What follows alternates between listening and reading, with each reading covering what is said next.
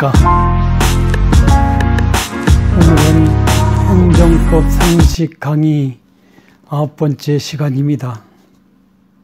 오늘 아침 뉴스에 의하면 우리나라에서의 코로나 사태는 발진자가 100명 이하로 떨어짐으로써 상당히 호전되는 것 같습니다. 그렇지만은 밖으로 내다보면 소위 그 선진 경제 대국이라 할 수 있는 미국을 비롯한 세계 여러 나라들이 코로나 사태 상황은 심각한 수준에 있는 것 같습니다.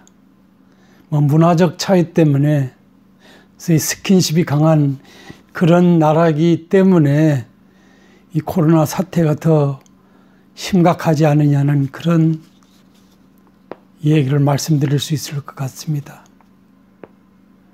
이와 관련해서 세계적 경제 석학들이 코로나 사태 이후에는 1930년대 대공황에 버금가는 경제적 위기가 엄습할 것이라는 좀 가늠하기 쉽지 않은 상황을 예견하고 있습니다. 국내 학자들도 맡은 바 최선을 다해서 여러 가지 진득한 미래 상황을 예고하고 있다는 점에서 전혀 예사롭지 않습니다. 그 중에서 오늘 여러분한테 소개시킬 분은 카이스트 이광영 교수께서 앞으로 대한민국의 사회 변화상을 몇 가지를 요약해서 소개를 하고 있는데요. 사회, 기술, 환경, 인구, 정치, 경제, 자원 분야에서 심각한 변화가 예상된다고 그랬습니다. 그리고 교육 시스템 자체도 변화무상함을 면치 못할 것이라는 여러 가지 중요한 이슈들을 말하고 있는데요. 제가 이 유튜브 방송을 통해서 조만간 내용을 방송해 드리도록 하겠습니다. 오늘 상식 강의 시간에는 지난번에 행정상 법률 관계 중에서 행정조직법적 관계에 대해서 여러분한테 말씀드렸습니다. 행정주체 내부에서의 관계하고 행정주체 사이에서의 관계에 대해서 여러분한테 말씀을 드렸습니다.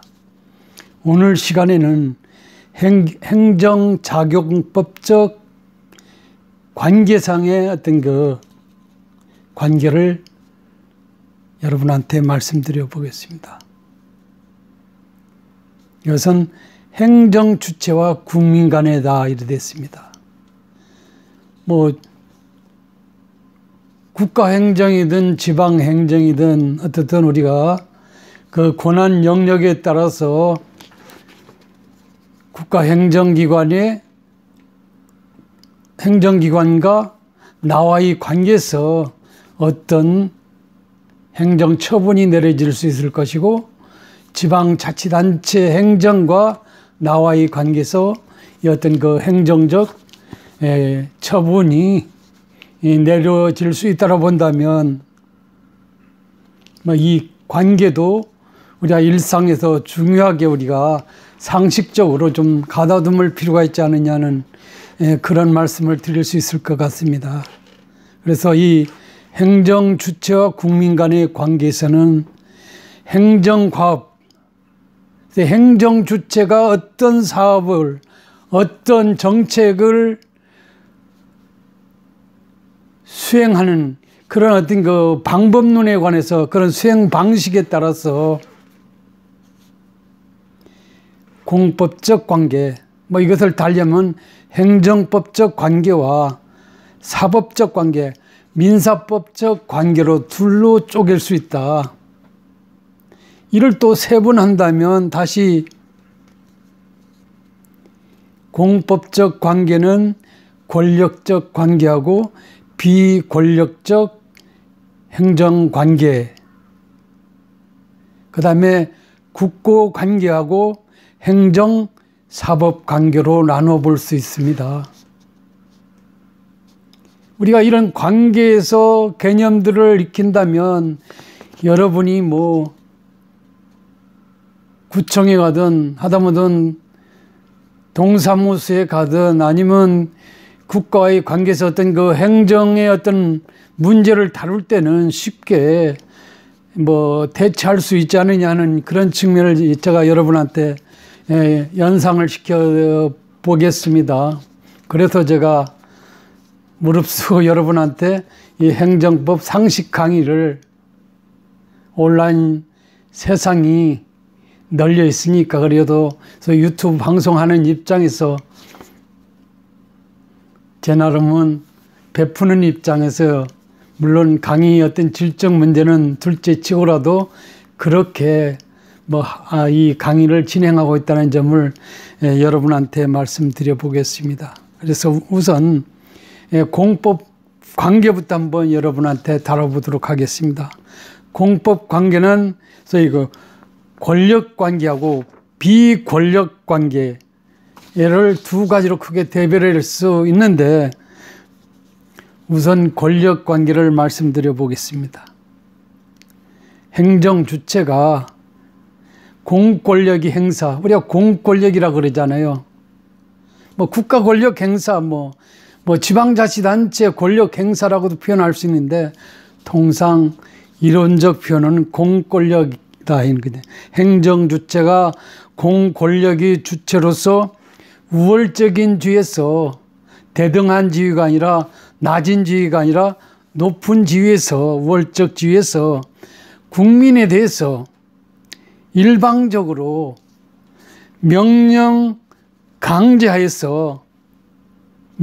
강제함으로써 이런 그 법률 관계가 발생하거나 아니면 변경되거나 아니면 어떤 그 소멸되는 이런 관계를 우리가 권력 관계다 이렇게 말할 수 있습니다. 여러분 법인세든 소득세든 아니면 주민세든 세금이 행정에서 부가고지되는 관계, 이것은 권력 관계라고 볼 수 있습니다. 우월적 지위에서 일방적으로 반대급부 없음에도 불구하고 소위 그 국민이라는 어떤 그 관계에서 그다음에 국가의 안위라든지 어떤 그 복지 어떤 질적 향상이라든지 공공사업 투자를 위해서 세금을 불가피하게 거둬들이게 되는 경우에 있어서 이것은 공법 관계 중에서 권력 관계다 이래 됐습니다. 그 다음에 헌법상에 국방의 의무가 있기 때문에 병력 소집, 일정한 연령에 달한 젊은이에게 또 이거 병력 소집을 하는 경우가 있습니다. 그죠? 현역이든 보충역인가요? 이렇게 가든 이렇게 저희 이 행정이 이런 병력 소집을 하는 경우도 이건 우월적 지위에서 그렇게 하는 것이라 볼 수 있습니다. 건축을 여러분 건축 허가 신청을 하는 경우도 우월적 지위에서 하는 겁니다. 대등한 지위라든지 저거는 우리가 세금 내니까 알아서 해주겠지가 아니라 어떤 그 건축 행정의 어떤 그 목적하에서 특정한 개인이 여러분 개인이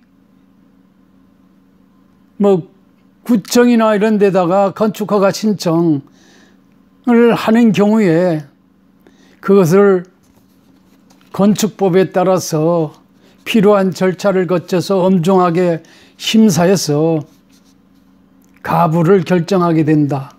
우월적 지위에서. 그것은 무슨 말이냐면 나는 예컨대 제주시에 사는 도민인데 차별하느냐 마냐 이렇게 할 수는 없을 것입니다. 건축법령에 정해진 바에 따라서 그 다음에 어떤 그 예컨대 제주도나 제주시 어떤 그 도시계획이라든지 이런 어떤 그 미래 비전 차원에서 이 건축 행정의 어떤 그 비전을 사전에 정해 놓은 거 있으면 그것에 맞춰서 건축 허가를 우월적 지위에서 하게 된다라고 말할 수 있을 것입니다. 뭐 허가를 해주는 경우 뭐 이렇게 하려 취소 처분도 할 수 있다 이거죠, 그죠?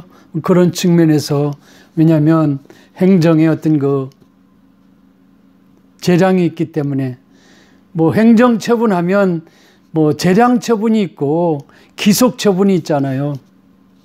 기속 처분의 경우에는 어떤 그 민원인이 신청을 했을 때 행정이 응당해 줘야 되는 뭐 그런 것을 연상해 볼 수 있는데 재량 처분은 행정이 법령이라든지 관계에 어떤 그 근거에 의해서 합당했을 경우에만 건축 허가를 해주고 그렇지 않은 경우에는 재량적으로 취소 뭐 이런 처분을 할 수 있는 것입니다. 뭐 이런 것들이 우리가 소위 권력 관계라고 말할 수 있습니다. 이것은 주로 전통적인 행정법 관계의 영역에 해당이 된다 이래 됐습니다. 그리고 이것은 주로 공법 규정과 공법 원리가 적용된다 됐습니다. 이 공법 하면 맨 첫 시간에 말씀드렸습니다마는 헌법하고 행정법, 그리고 행정법은 고유 명칭이 아니라 뭐 건축법, 뭐 모든 법을 행정에 관한 법을 아울러 가지고 행정법이라 그랬잖아요, 그죠?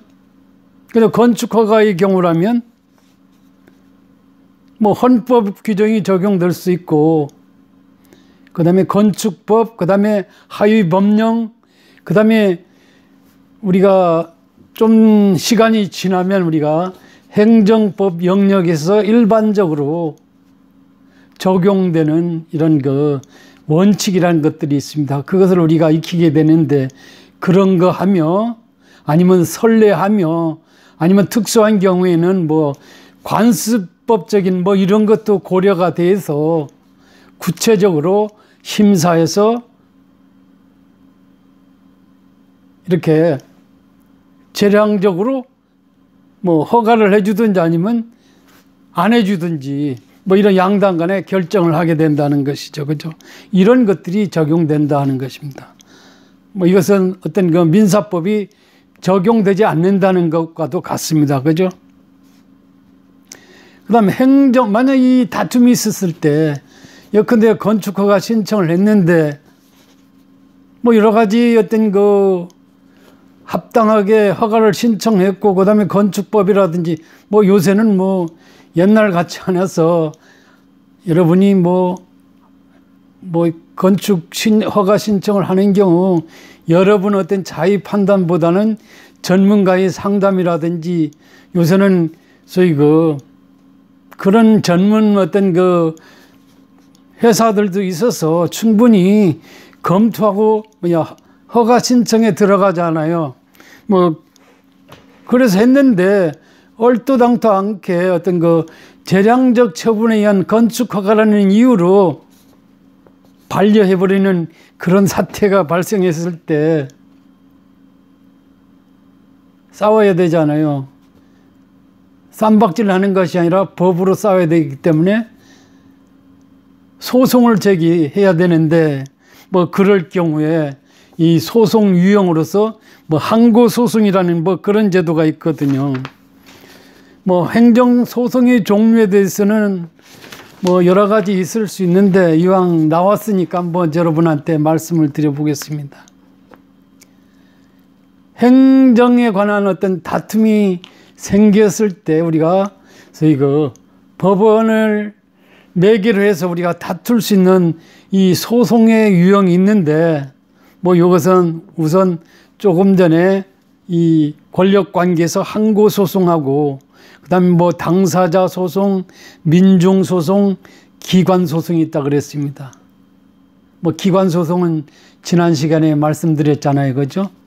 대법원에 소위 권한 다툼이 있었을 경우에 자치단체장하고 어떤 의회 간에 원피고가 돼서 이렇게 다투는 소송이라 그랬습니다. 그죠? 우선 여기서 나왔는데 항고소송이 뭐냐? 그러니까 조금 전에 항고소송이 뭐냐면 행정청이 처분이나 아니면 부작위에 대해서 제기하는 소송. 무슨 말이냐면 적극적으로 어떤 건축허가 처분을 했는데 뭐 잘못되는 경우라든지 아니면 뭐 이 취소 처분했는데 그것이 잘못된 경우라든지 부작위라는 것은 우리가 어떤 것을 안 한다는 것을 우리가 국어사전적으로 부작위라 그러는데 여기서의 부작위는 그런 것이 일반 국어사전적인 개념이 아니라 일종의 어떤 특정한 것을 법적으로 해야 되는데 그것을 어떤 처분을 하지 않는 경우 뭐 이것을 우리가 부작위라고 그러는데 이런 적극적인 처분이나 소극적인 부작위 처분이 있었을 경우에 민원인이 해당 관청, 이 행정청을 상대로 해서 예컨대 건축허가관청,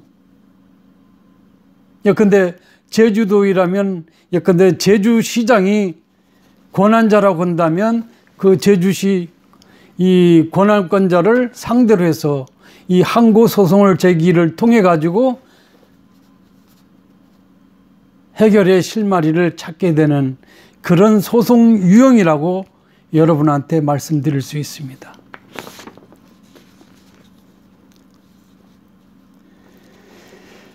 그 다음에 이 권력관계는 또 이게 일반 권력관계와 특별 권력관계로 나눈다 이래 됐는데 뭐 특별 권력관계에 대해서는 지난 시간에 제가 여러분한테 말씀드렸잖아요. 그죠? 그런 관계다. 그래서 일반 권력관계는 뭐냐? 앞에서 우리가 뭐 세금 부과라든지 뭐 병역 소지 뭐 건축 허가와 관련된 이런 이 관계에서의 어떤 이 권력 관계를 우리가 일반 권력 관계다 이래 됐습니다. 특별 권력 관계는 특별 행정법 관계 뭐 이런 특수한 관계에서도 이렇게 될 수 있는 것이죠. 그죠?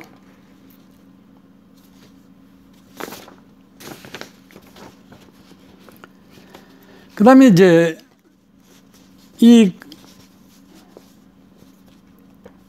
주로 어떤 영역에서 이 권력관계 행정이 발생하느냐면 경찰 행정에서 뭐 행정법 강론에 있어서는 이 경찰 행정법이 있어가지고 그와 관련해서 여러 가지 일을 우리가 논할 수 있는데 어쨌든 경찰 행정에서는 우월적 지위에서 백성을 다루게 된다는 것이 법적으로 백성을 다루게 된다는 것입니다. 보건행정 영역. 요새 감염병 사태, 코로나 사태 관련해서 자가격리 조치를 행정 조치로 다 했는데 요새 보니까 뭐 외국 유학생이 자가격리 조치를 했는데 유흥주점을 돌아다니다가 이게 문제가 발생해가지고 뭐 이러쿵저러쿵 하는 언론 보도가 있었는데 이것은 자가격리 처분에 대한 위반이죠. 그죠? 뭐 관련해서 응당한 어떤 제재를 받아야 되는 것은 뭐 당연하다고 볼 수 있습니다. 그죠?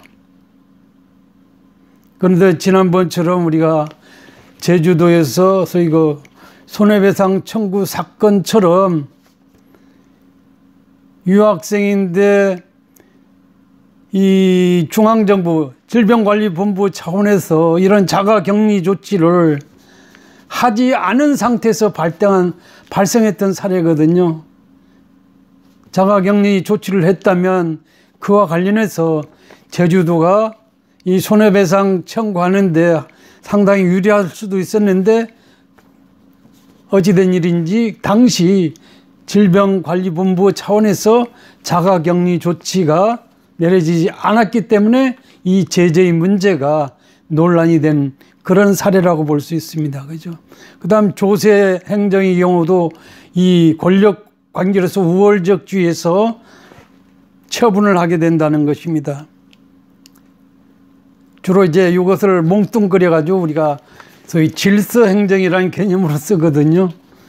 뭐 이론적으로는 복잡합니다. 그런데 우리가 상식을 공부하는 입장에서는 뭐 이런 개념들만 이해하시고 전문가의 상담을 통해서 행정과 뭐 대처하시면 되지 않느냐는 것입니다. 예컨대 경찰행정의 보건행정, 조세행정 뭐 이런 쪽이니까 이런 경우는 우리가